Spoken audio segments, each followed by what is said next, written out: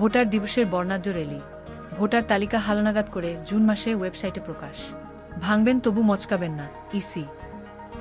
সন্ত্রাস করে আপাত দৃষ্টিতে জেতা যায়, কিন্তু আখেরে নিজের জন্য, দলের জন্য, দেশের জন্য সর্বনাশ ডেকে আনবে। দৃঢ়ভাবে বিশ্বাস করে এবং ইস্পাত কঠিন প্রতিজ্ঞাবদ্ধ, ভেঙে যাব মস্কাবো না।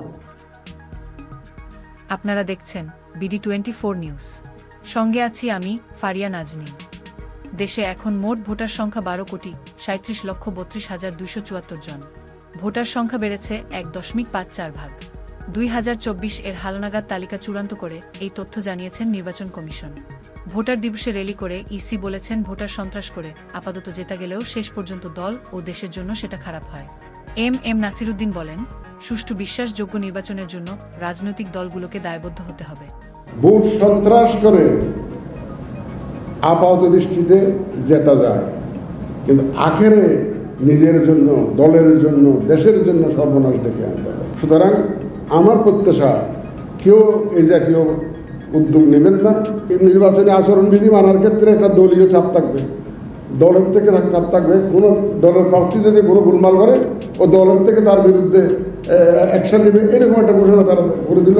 এটা যদি হয়, আমাদের কাজটা কিন্তু অনেক সহজ হয়ে যাবে বলে আমি মনে করি। কমিশন দৃঢ়ভাবে বিশ্বাস করে এবং ইস্পাত কঠিন প্রতিজ্ঞাবদ্ধ, ভেঙে যাব মস্কাবো না।